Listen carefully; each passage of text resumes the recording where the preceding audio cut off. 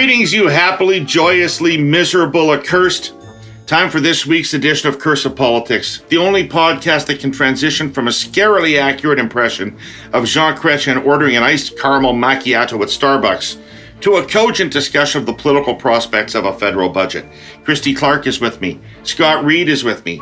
And this week, we'll talk about what I promised we'd talk about last week but didn't quite get to. We'll set up the Ontario election. Our cursed clipping this week is the Canadian Press story on the covert campaign of Patrick Brown. And then we're going to do a mailbag segment and answer the probing questions submitted yesterday by you gorgeous accursed. And as always, we'll put a merciful end to this thing with our hey yous. All right, Scott, Christy, how are you two? Never better, David, Scott. Never better. Never better. You could hardly be better. Look at where you are. Look at you're in paradise. Gilligan's Island. You're Tropic Desert Isle. Who did you want to be on How was Gilligan's Coachella? Island? I'm so jealous. I've never been to Coachella. How is it? You know, it was good. It's about 150,000 people or something. It was really amazing. In fact, Justin Bieber was there. Like he was on stage. Shania Twain was there. The Weeknd closed it out, on both at the end of the night. Like it was really good, and it was all Canadians, all Canadian show. We're taking over. Oh, except for there was Harry a ton Styles. Harry Styles. Well, Harry he was Styles. singing with Shania. That was Exactly. awesome. That's a sandwich I don't want to bite out of. First of all, fuck Harry Styles, okay? And that limey prick. He stole Ted Lasso's wife, so he's no good. And that his whole androgynous blimey charm. I don't like the guy, right? Performing artist, actor, beautiful. Fuck, we need none of that. And then Shania Twain, I'm sorry. I know they're going to take away my passport, but let's be honest, okay? It's a bunch of plastic. Her music is terrible. It's like plastic molded, mutt-laying, engineered crud. It's not pop. It's not contemporary. It sure as shit isn't country. Like I got. Wait a second. Do you like Back in Fuck off. I had no time. Do you like Back in Black by AC/DC? Do you like You Shook Me All Night Long? Yep. Yes. Do you like Pour Some Sugar on Me by Def Leppard? I have many a time I've writhed on the floor to that with sure. Right. Do you like any Bryan Adams at all? Sure. Right. It's But I don't all like the Shania same. Twain. It's all the same. It's made by Mutt Lange, and it's all the same. Yeah, that's what I mean. I didn't know Mutt Lange did Black and Shania Black. Twain's the end. She's the end of the chain. He'd played all his cards by then, and then we just got pure distilled commercial crud. Well, There's something about the phrase "man, I feel like a woman" that doesn't Yes. sit right with you, eh, Scott? Like there's something about it that really gets at your core. Right. And it all sort of interlinks with the whole androgynous Harry Styles sex appeal thing. And anyway, I'm very threatened. Well, Today- Harry Styles is David Cassidy trying to be David Bowie. That's what we saw. Because Harry Styles is That is actually a deep cut. That's good analysis there, sister. I like that. not that talented, but he's a great dancer and he's got good hair. And now he's thinking, if I dress like a lady, maybe people will think I'm serious. That's what it is. And I gotta say, I kind of liked it. He was good. Dancing around. Awesome. I'm with you on the Harry Styles thing. Okay, let's talk some politics. We're less than 2 weeks away from the start of the Ontario election. So far, Ford really seems to be in the driver's seat. He's in control of the agenda. He has the power of government. I got a check for like several $100s from Doug Ford the other day from the Ontario government. And everybody in Ontario has been talking about their checks. People are comparing whether you got $300 or $500 or $800. How much did you get, Reid? 0. Sweet fuck all. I got a big an envelope with nothing in it. Hey, Reid, get bent. That's what I got from Doug Ford. I don't know why. Where is mine? I have plates. I don't know. You should feel optimistic that you're coming into a significant sum of money.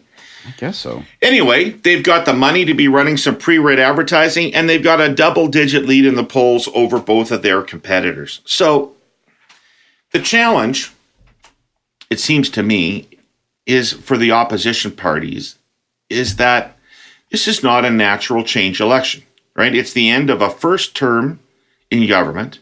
Normally, governments get a second term. And if they don't, the onus is on the opposition to establish the need for change. After 10 years, the onus is on the government to establish why they should continue. But after 4 years, the onus is on the opposition to establish a need for change. Most of what's happened in this term of government has been COVID. And my sense is that the public is not prepared to judge governments on COVID, actually, particularly one way or another. And so, Scott, can I start with you? Like, where does the opposition go to make the case for change in Ontario? Well, I think the first thing is what not to do. And what not to do, you've already hinted at it. Don't try to make it a referendum on COVID management. Don't make the mistake of thinking the fact that you were frustrated by the way that Ford managed the health advice that he got, shut things down, didn't shut things down, opened up too quickly. Don't make the mistake of thinking that that's necessarily like some wave you can ride into defeating Ford. I don't think it is, and I'm not even terribly optimistic that it provides a massive insight that people are using to decode how Ford might govern in the future. I think you got to be careful about it, not to overreach on that. So that's the first thing. The second thing is, I think that the fundamental test has to be, you can't count on Doug Ford. Like make it about the future, right? Like make it about, you can't count on Doug Ford. You've said before, David, you think one of his vulnerabilities is that people kind of generally go, I don't think Doug Ford's the brightest bulb on the tree. That doesn't necessarily disqualify him from governing. There have been a lot of stupid fucking people who've been successful in public office, Lord knows. I mean, not Christy, she's Mensa, but I'm saying there are others out there. And I think maybe like sort of you can't count on Doug Ford, and really sort of saying, look, we got to do just a couple things right? We've got to manage the economy and cost of living just right, and we've got to get our schools right. And one of the things that happened during COVID, forget whether you think Doug Ford did a good job or a bad job. One of the things is that we for sure let our schools down. And we need our schools to be stronger and better and preparing everyone. That's an economic policy. That's a social policy. That's a let's look after our kids policy. So I would zero in on those things and say you can't count on Doug Ford to make the right decisions around those things. That's an implicit way of saying he's either too dumb or too poorly motivated. The final thing I'd say, and I think it's too late for this, the final thing is I do think that the Doug Ford government is vulnerable on this sort of shadowy insider, a government of, bunch of consultants seem to be able to get stuff done. Ministers can't necessarily get issues through cabinet, but it seems like there's 4 or 5 people that are in the Ford orbit that can pick up a phone and shit happens. And I think that if the opposition had invested more time around those things in the last year and a half, they might have found that there was some gold to mine there. I'm worried that trying to make it happen now in this election may be too hard, but I do think it's a vulnerability for Ford. And so, sort of going, well, who's benefiting from the decisions this guy makes? But you got to have a sharp answer to that, and you have to be able to back it up. So can't count on Doug Ford. I think that's sort of where I would go. But I'm not terribly optimistic either one of the opposition parties are going to make traction and win this election. I think Ford has had the best pre-writ campaign of anyone I can remember in quite a long time. Mm-hmm. What do you think, Christy? I agree with everything Scott said. Everything. And I think, the thing is that Doug Ford is a likable guy, and he's a guy that people connect with. And it's really hard to beat that. I mean, it's true. Being smart is not necessarily an asset in politics. Ask Iggy. I mean, there's a lot of guys found dead at the side of the road of politics who are really smart. But I think the other thing about Doug Ford that makes him really hard to hit is there's kind of a discount on the Ford brothers, around the kind of the ethical, good behavior, I'm going to be the head boy in the school kind of thing. People just don't expect it. And I think people in a way sort of like that about him, the scrappy, maybe a little bit, playing around the edges kind of a thing. And I think he has, on the economy, he's going to own the economy at a time when people really care about the economy, because he's really strongly identified with that, lower taxes, all that kind of thing. a check coming through the door. And schools, climate, those probably will be issues, but you'll find the Liberals and the NDP scrapping over the same concerns there. And I think economy is going to trump all, given where we're at with inflation. So last week, we embarked on a storytelling journey here. As I say this, my subconscious mind is compelling me to slip in a tortured reference to the band Journey. But that would be frivolous in the context of where I'm going with this message, so I'll just stick to the script faithfully. All right, the story we're telling here is a big one we'll tell over a number of weeks. It's about our presenting sponsor, Telus, and their commitments to ESG, environmental, social, and governance. What Telus is actually doing with their world-leading technology and their compassion, from agriculture to healthcare to sustainability, to put the well-being of our customers, communities, and the planet first. Just one example is the role Telus played in the largest ever marine cleanup in BC's history. Unfortunately, we've become almost inured to data like this. But every year, 8.8 million tons of marine debris, industrial, residential, and single-use plastics enter our oceans and end up on British Columbia's shorelines. I don't have to tell you what that does to the ecosystem of the region. In a massive joint effort, the province's Clean Coast, Clean Waters initiative ran for 6 weeks and covered 300 kilometers of coastline. Telus's role was to cover the cost of a 42-day excursion up and down the coast to collect, transport, and recycle more than 200 tons of marine debris. With active support from the Wiikinuxv Nation, Heiltsuk Nation, Kitasoo Hai Nation, and Gitgathla Nation. The cleanup also provided jobs to 180 people during the COVID pandemic, in what was clearly a difficult time in BC's travel and tourism industry. This is just one story, hurly-burlyites. It happens to coincide with Earth Day later this week on the 22nd. But Telus is a company driven by social purpose, and the idea that doing good business is also doing what's right for people and the world. Let's make the future friendly is a call to action that animates them every day. You can read more about it all in Telus's just released Sustainability and ESG report at telus.com/sustainability. So 2 things that puzzle me. First of all, the Ontario government regulates and supervises long-term care homes. Through the first 2 waves of COVID, thousands of people died in those long-term care homes in conditions that were appalling, and in conditions that should have been known to the government through regulation and inspection prior to COVID even hitting. Why is there no political price to be paid for that?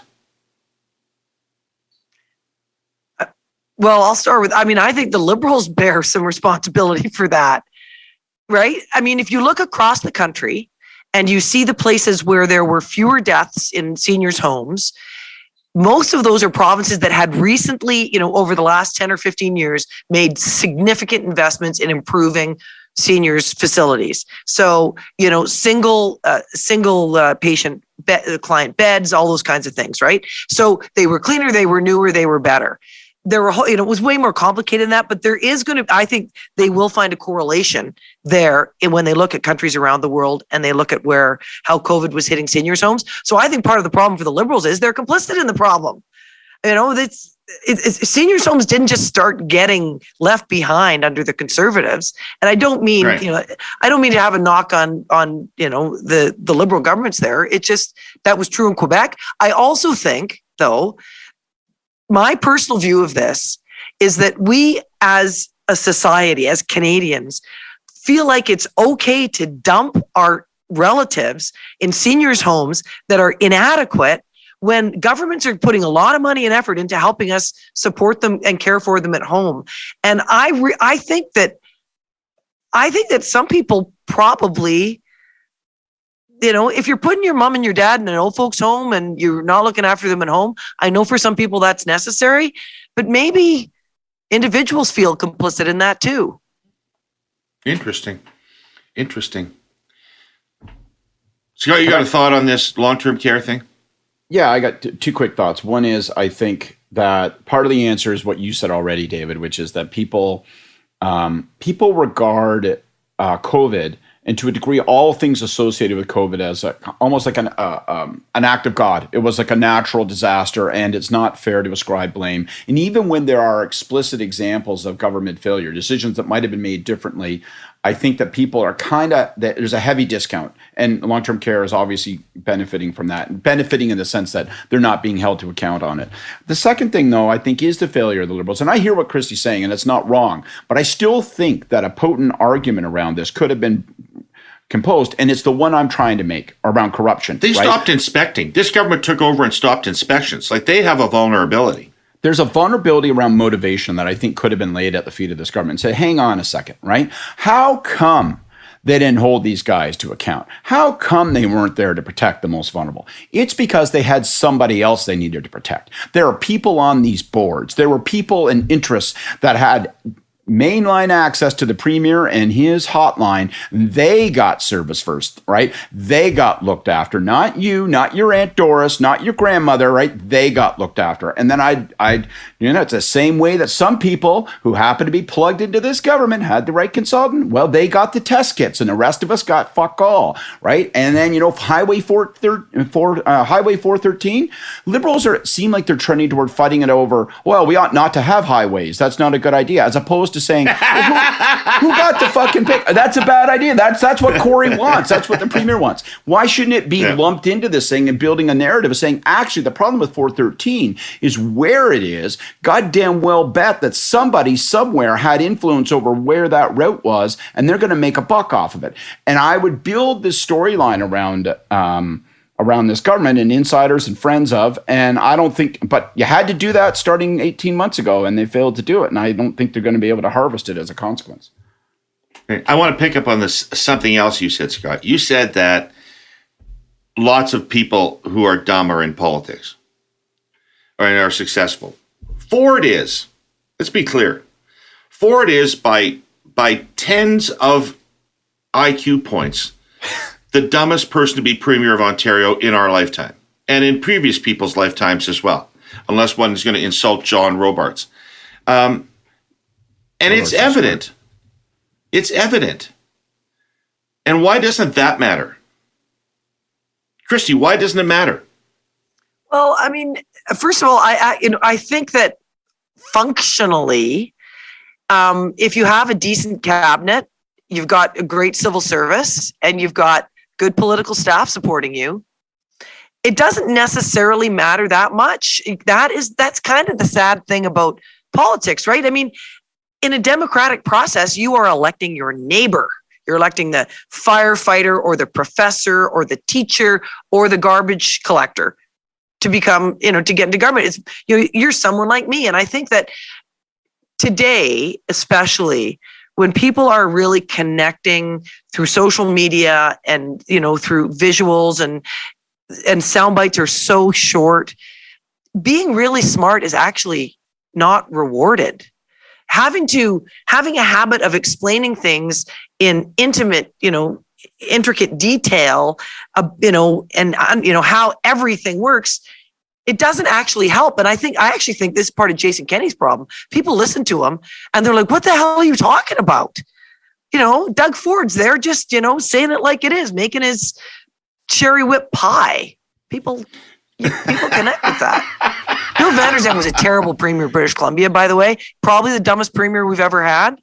But, there's dumb, not, and intellectually, not meeting the standard. And then there's sly like a fox.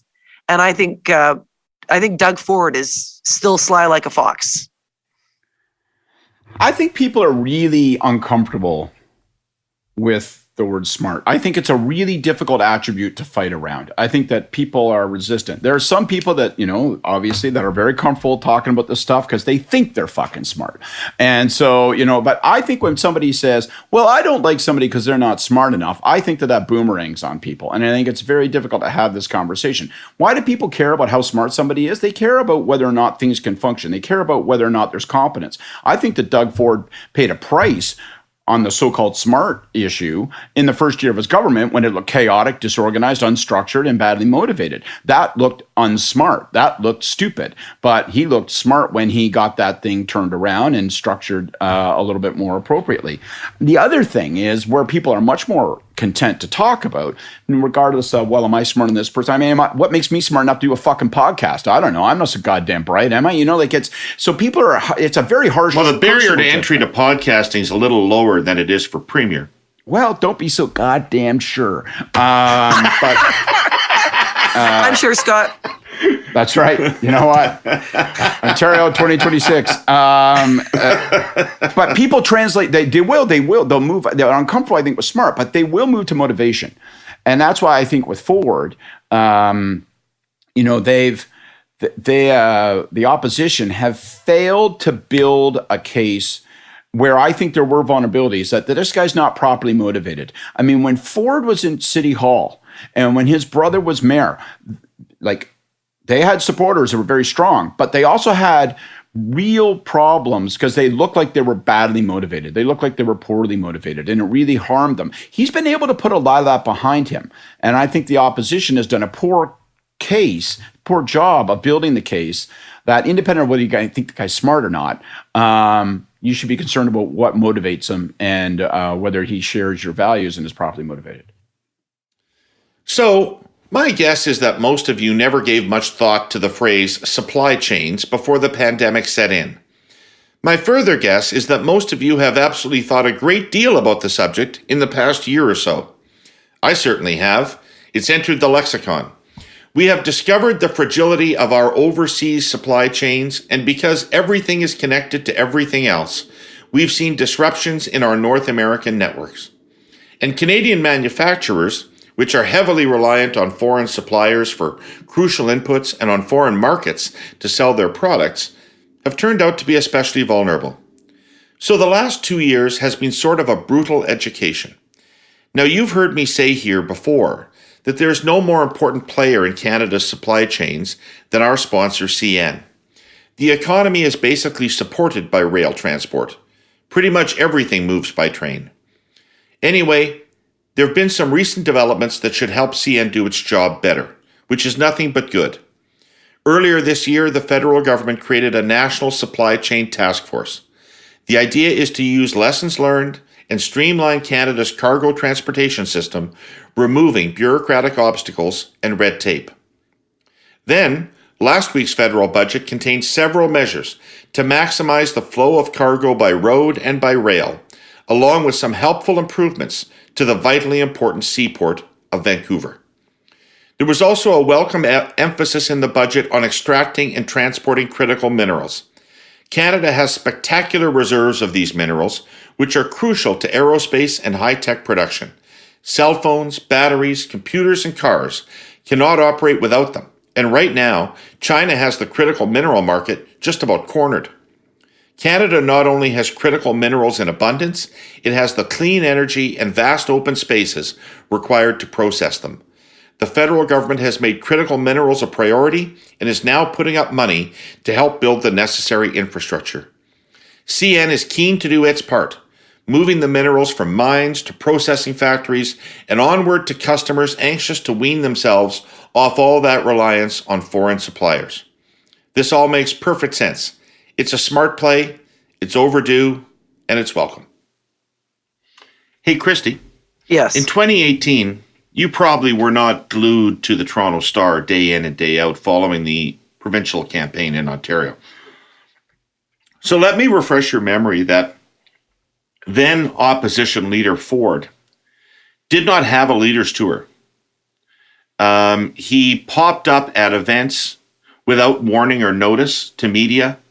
He wasn't bringing them around the province with him, and events would come up the day of, so media couldn't get there, and he reported on them himself with his own news service. Mm-hmm. He did no interviews, and he did, of course, the minimum 2 debates. The mood for change was so palpable that nobody gave a shit in 2018. If he does that now, will it hurt him? If he runs that same campaign now, will that hurt him? Yeah, I a little bit. You know, I think the media narrative around Ford was so negative. There was just, I thought it was a smart move to not engage with the media and go kind of straight to the people through Ford Nation. I think, and because there was no way he was going to get a fair shake from the Globe and Mail, the Toronto Star, you name it. There was just no way, because their narrative was so entrenched. And you certainly see that with candidates on the right in Canada. They just get different treatment than candidates on the left from the mainstream media, I think. So I understand why he did it. I thought it worked for him, but I don't think he should do it this time. He doesn't need to. He's popular. His opposition is, not. And, the media is going to beat him up, but I think people are kind of used to the media beating him up by now. And for whatever reason, it hasn't stuck. So I think he should get out there and do the thing rather than insulting the media, having Ford Nation, looking like he's avoiding it. You only do that when you have to, and he doesn't have to. Right. I'd run it pretty damn tight and pretty disciplined. I'm maybe not quite to the extreme that he did last time. I would drop, obviously, and they have the, Ford News Network kind of shtick, which I think was cheesy and potentially aggravates the media and causes them to become more hostile.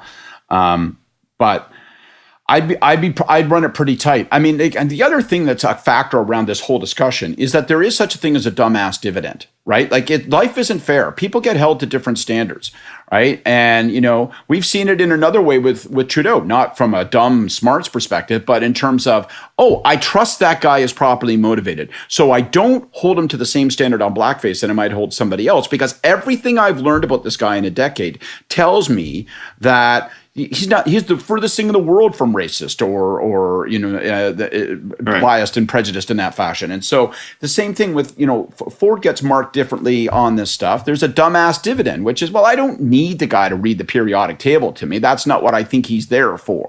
And so he can get away with running more of a peekaboo, more of a disciplined campaign. And I think therefore he oughta, and he probably will.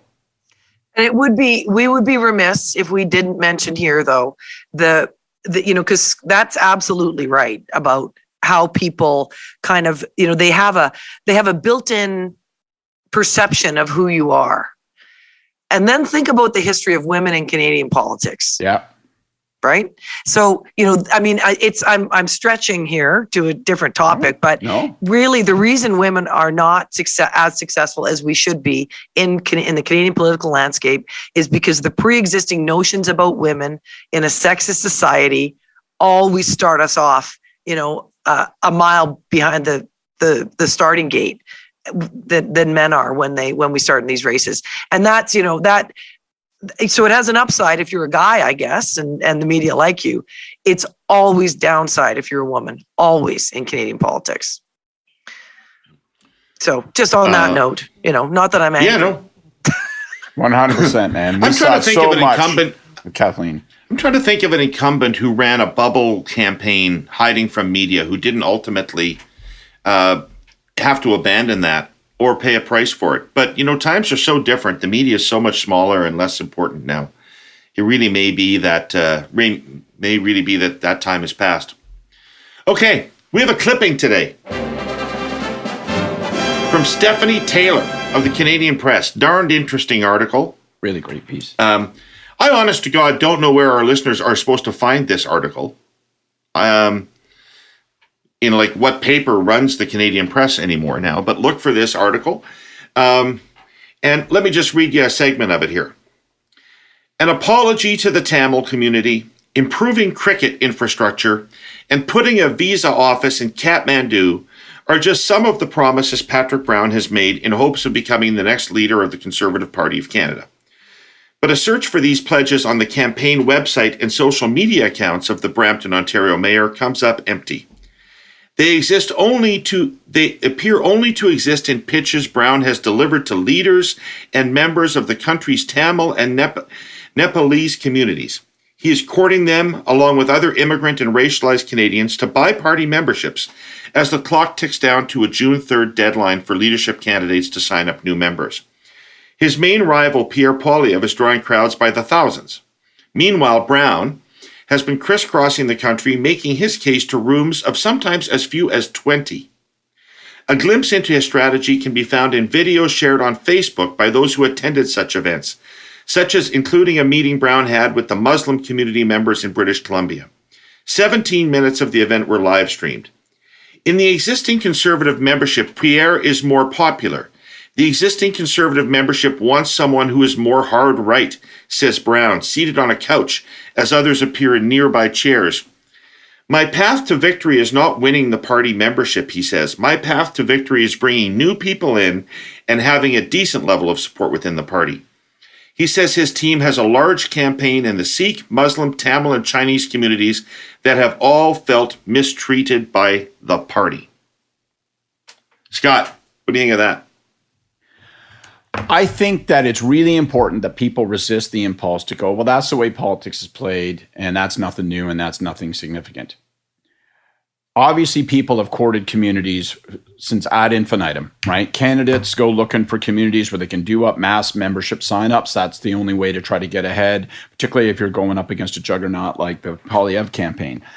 But there is a fundamental tenet, and that is, if you're going to say something, then you have to be transparent about it. If you're making commitments, get me elected, and the bargain is you get this. Well, the world needs to know that. And then the world can discount that, the world can dismiss that, or the world can be concerned and bothered by that. But if you don't disclose the commitments you make in order to persuade people to back you, to pay the membership fee, to sign the card, to do whatever, well, then that's wrong. And there's no other word for it. It's flat out fucking wrong. And I think when you put that, we talk about how different candidates are measured differently. When you put it in the context of a candidate who has made his truck and trade on signing up massive numbers of memberships in Southeast Asian communities, right, all across Brampton, Mississauga. We'll have to see if he can penetrate in British Columbia and the Surreys of the world. When you put it in the context of that, when you put it in the context of a guy who was investigated and found guilty of 2 ethics breaches, for not declaring all of his income, for a loan to a potential candidate when he was the PC leader. When you take it and put it in the context of a guy who was haunted by rumors and allegations with respect to how nominations were run under him when he was the PC leader. When you put it in the context of a guy who had ethics violations that were investigated, dismissed, found out guilty, but nevertheless that dogged him when he was mayor of Brampton, as he is now. When you put it in that context, you say this guy has an obligation to be transparent, and he's not being transparent. He knows what he's doing by not being transparent. It's flat out wrong. Yep. You gotta, if you are going to make promises, you have to be prepared for them to be listed and public. So it's one thing to say, we're going to move the Canadian embassy in India to Gujarat, say, or something like that. That's a promise that you're making. It's a public promise. Now,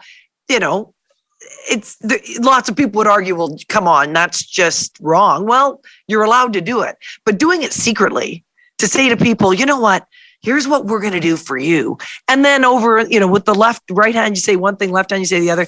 It is wrong. It's not the way you should conduct yourself in politics and in a leadership campaign. And you don't need to. That's the point. You can sign up.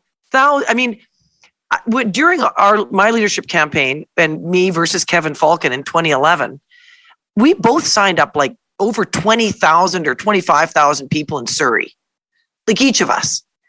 And, I don't know, some of them might've been the same people. There's no way really of checking that. The party has to figure that out. And we were making all kinds of promises, but they were all public. Right? We need to have more kabaddi fields in Surrey. We need to have, lots of things that are maybe specific for a community, but those are legitimate promises to make to real communities of people who have real needs, and it has to be public. Scott, how did Paul's promise to let Sikhs wear their kirpans to school, Sikh kids wear their kirpans to school, how did that go over in Prince Edward County in 1989? Yeah, exactly. Not so swell.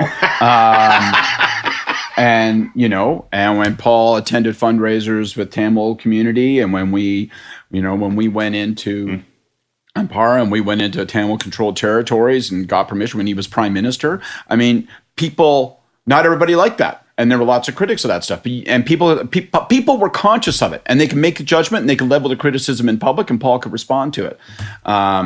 This is, especially for a guy who's got a track record like he's got, right? It's sus. It's way sus. I have never seen, I don't think, somebody running for the leadership say as explicitly as is said in this article, the current party would not elect me. They don't like me.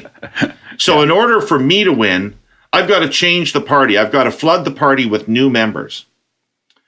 What does this do for the legitimacy of your leadership? That's kind of how Alison Redford won the leadership of the PC party in Alberta. And it meant that she didn't have a very strong base in that party once things started to go a little bad for her. There's probably a lot of factors, including the misogyny you were talking about earlier, Christy, involved in that. But nonetheless, she had won the leadership in a way that I presume weakened her stand on the leadership. I mean, I just think that this idea, if people in the Conservative Party get this idea that Brown's plan is to change it by flooding it with these kinds of membership, with flooding it with new members, that's going to harden the existing party against him, isn't it? Yeah, I mean, I think Alison Redford is a good example of someone who, she came in, teachers and nurses, I think, were where she was focused. And she didn't, but it was the Conservative Party of Alberta, back when Alberta was still a one-party state. And I think she had runway there. That she had other issues that got in her way. I think she could have had the party on side. I think it's a little different with Brown, because one of the things I hear him saying when he says the current party doesn't support me is I think that's partly a pitch to, we want to be back the old Conservative Party that we used to be before Stephen Harper radicalized us. I think that's part of the message that he's trying to get out there. And if this leadership battle is, as the media likes to tell us, a titanic fight between, through the soul of the Conservative Party, I think that's kind of the argument he's also trying to make there. And I do think that signing new people up to a political party is a legitimate thing and a legitimate way to shape the party you want to lead. We've been doing it in the Liberal Party forever. And you have to say that the multi-ethnic nature of our party now has fundamentally altered the shape of our party since 1968. There's no doubt about it. And it's been a good thing. And if his contribution is done honestly and fairly and transparently, and he signs up a whole bunch of people who want to change the party, that's democracy. That's fair. Yep, that's absolutely fair. Cool. Okay, let's do a couple of mailbag items, folks. Scott was particularly enamored with a question from Janet Rothwell. And Janet said, imagine you're getting into the DeLorean and heading back in time. Is there a leadership campaign from any point in Canadian history that you'd love to work on, change, or just experience? So, Scott, this was your pick. Go ahead. Well, I love this kind of question because I like nothing more than to put on my pith helmet, go spelunking up my own ass, and imagine scenarios that can't be realized. Unanswerable questions. So I have an answer to this. To me, I'm going to go back in time quite a bit, but the leadership campaign that I think would have been fascinating to work on is the 1976 losing leadership campaign of Brian Mulroney for Conservative leader when he lost to Joe Clark. And that outcome did not seem to me to be preordained. I think that Clark emerged, but it's very plausible that Mulroney could have won, maybe even won in similar ways to the way he won in 81, 82. And I just think it's the great what if of Canadian politics. I think, what if Mulroney had won that leadership? To me, I think that's such a fun question to ask if you love politics, because then, Trudeau does not come back after, so there's a 1979 election. Mulroney, I think, breaks Trudeau's hold on Quebec, right? So the Conservatives form a government. So let's say they form a government. So under Mulroney, they get some inroads in Quebec.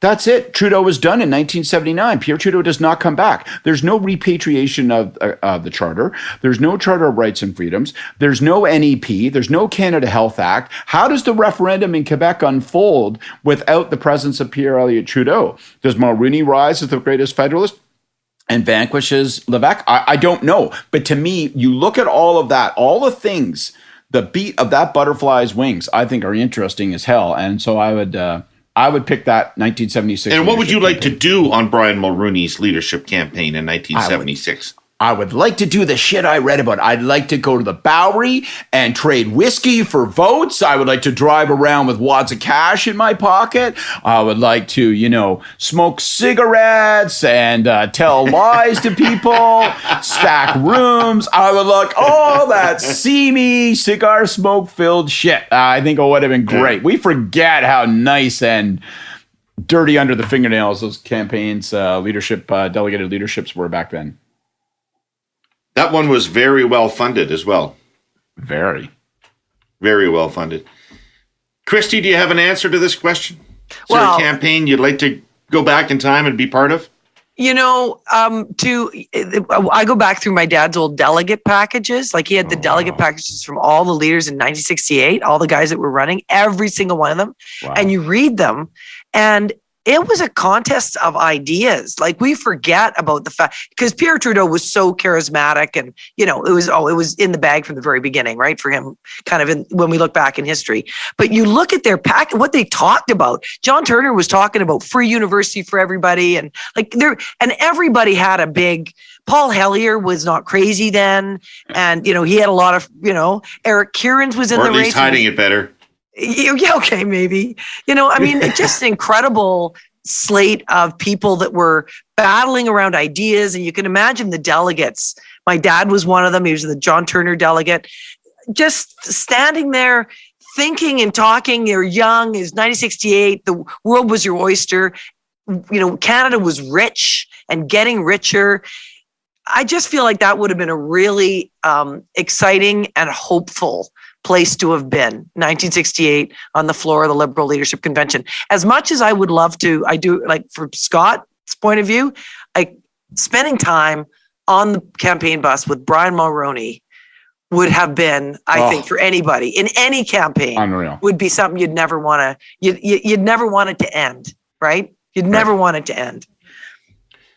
You raise a really interesting point, Christy. I think being involved in in politics in the 60s, when everything was so aspirational and everything seemed so possible and change was in the air and everything, the country seemed affluent and seemed like it would be more affluent. And that would have been such a hopeful time to be in politics. We've spent our whole time in politics dealing with diminished expectations from that period of time.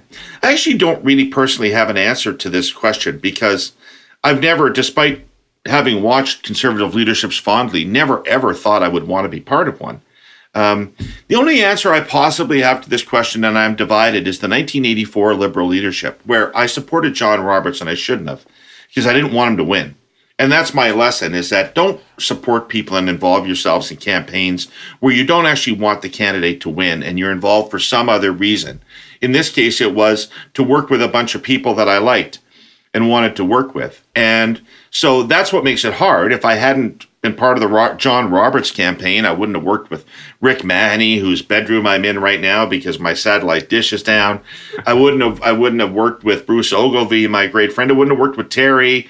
And so I don't, in part, I can't regret that. But at the end of the day, working for a candidate you don't want to win against somebody you do want to win is a really hollow, soul-destroying experience. Well, I wouldn't recommend that again for anybody. Another quick mailbag item. Let's see if we can do this quick. David Quayle says, having just listened to the second Seamus O'Regan interview on the Hurly Burly, I would be interested to contrast and compare his communication style with some other ministers. He's direct, admits when he doesn't know, has, for me at least, credibility. Christy, what do you think about the way ministers in this government communicate and how Seamus might be different? He is completely different. And it is, I don't know, I think it's embarrassing and humiliating to listen to the ministers on their message tracks. And my view of this of politics is that everybody gets into it for the right reasons. And it is the people that are in your cabinet and in your caucus are not there to be humiliated, under your thumb, with you yelling at them all the time and telling them you better stick to the message and you better be, better not say what you think. I don't think that's why people get into politics, and I don't think it makes government better. So I think, Trudeau's got everybody, the PMO's got everybody on a really short leash, and they're just trying to overmanage everything. And it really just starts to make it look like this one-man show with a bunch of puppies on short leashes. All of them look the same. None of them have anything interesting to say. And that's actually what the government's working toward, right? They want everybody to have nothing interesting to say. So the only person who gets heard is the PM himself. And I think it does a disservice to the individuals who run for public office. I think it's boring, and I think it's untransparent. And I can see why voters don't like it, because I can't stand it either. Right. I hear you. Scott, you tweeted out after Seamus's interview with me that you didn't understand why the government didn't use him more politically, why they don't have him out there more frequently. Yeah, because I think the guy is so persuasive and sympathetic and likable, like just, pure likability. So I have a different take than Christy, which may surprise people, but I'm not convinced that the problem is that ministers are so over-controlled. I think the problem is that they're underskilled. And I think that people have the reason Seamus, and there's a handful of others, sound different than others, is because they've actually thought about it and they've committed some effort to how am I going to communicate? Not by way of trying to brand, right? So I think people have sort of made this, they've substituted media for media. And marketing is, I'll say the same thing over and over again. I'll try to stick to the same phrase, which irritates and aggravates people and doesn't persuade anyone. Whereas media is an act of persuasion. It's more like sales. It's more like come back and forth, right? And it requires skills. It requires you to be likable, sympathetic. You got to fucking listen, actually, to what the question is and to the person and appear to be engaged with them. All of which you see from Seamus, all of which you see from my buddy Marco Mendicino. So I don't know that it's so much that I think a lot of these ministers are just left out on their own. And so they kind of go, well, I guess I know what good comms is. Good comms is good branding. And good branding means, say, Coke adds life 100 times until people believe Coke adds life. Actually, that's not good. That does not get you through a media interview very well. So I don't think it's so much that they're controlled. I think that they lack the skills, and they ought to be getting those skills and guidance from the center. And what is it, Scott? Give us an example, particularly of something you think Seamus does that other ministers don't do. Well, the first thing is there's humility, and you guys have both mentioned it, right? Is that he will acknowledge a failing. So if he's confronted with a question, and sometimes it's a dodge, right? So that shows you how skilled he is, right? Sometimes it is a dodge. He doesn't have an answer that's sympathetic. He doesn't have an answer that's good. So he will take a step back rather than a step forward. And he will say things like, and he did so in your interview, right? He'll say, well, that's an important. So first of all, it's a yes, but not a no, but. He doesn't say, no, David, you're wrong. He says, yes, David, that's an important question. I get that question. I think about that question. Naturally, that question's on people's minds. Then he'll take a step back and say, I got to be honest with you. I don't have a perfect answer. I don't know. I haven't thought that thing through. I don't have it. And he creates permission for himself to not have an answer that in some cases he ought to have, or any minister ought to have. So there's a humility there and a willingness to acknowledge humility, as opposed to an impulse, which some people have, which is, I am an authority. I will tell you why I'm right, why you're wrong. And if you ask me about a question I don't have an answer for, I will tell you maybe that question is improper and you ought to ask me another question. Ladies and gentlemen, please return to your seats. The Hey Yous are about to begin. Christy, fire up a Hey You. From the edge of the lagoon, tell us what's on your mind. Well, Ginger says, my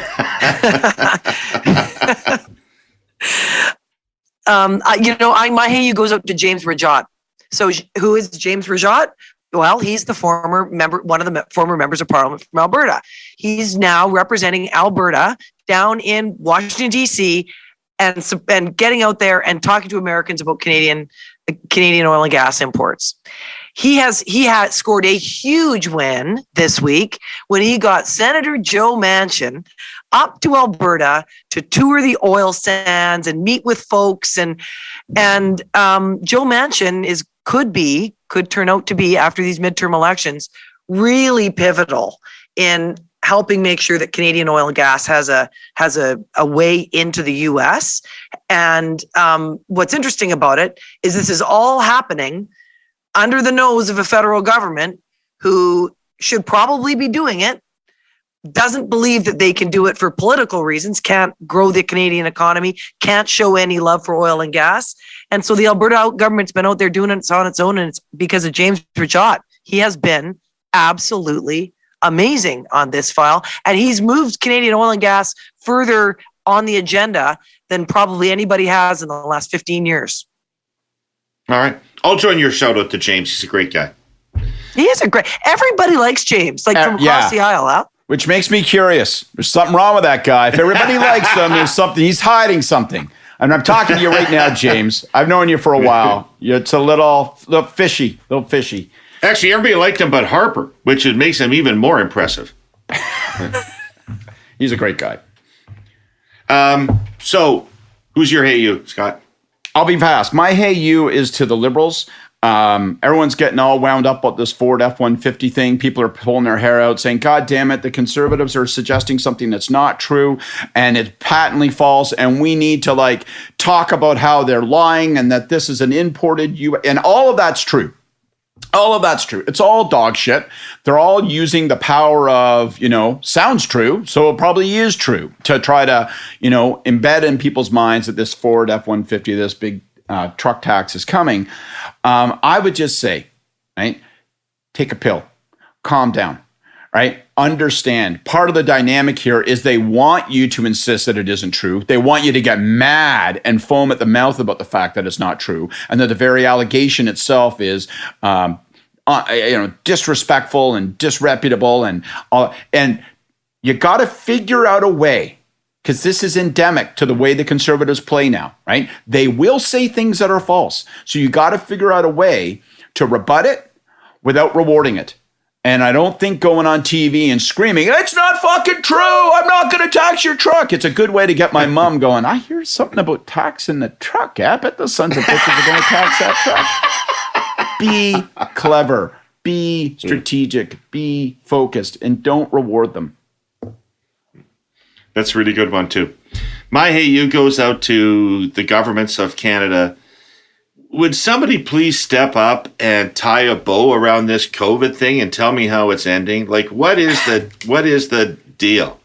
Now, what is the policy in Canada? What is anybody supposed to be doing? Where's it going? It's the most massive effort in my lifetime is now petering out with nobody knowing what the masking rules are, whether you should get this fourth vaccine booster, whether that's worth it or not, whether vax mandates are going to continue in any way, shape, or form, whether we're still worried about COVID.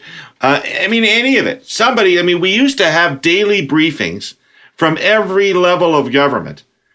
Could just one person stand up and tell me how this fucking ends?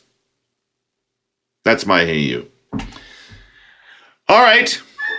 That's our show for today. I'd like to thank our presenting sponsor, Telus. I'd like to thank our sponsor, CN Rail. I'd like to thank Christy and Scott for making the effort to be here, especially Christy at this early hour of the morning out there in California. Lucky girl. I'd like to thank all you accursed for listening, and I'd like to thank my mom. Take care, everybody. Bye, everybody. See you later. Bye-bye, guys.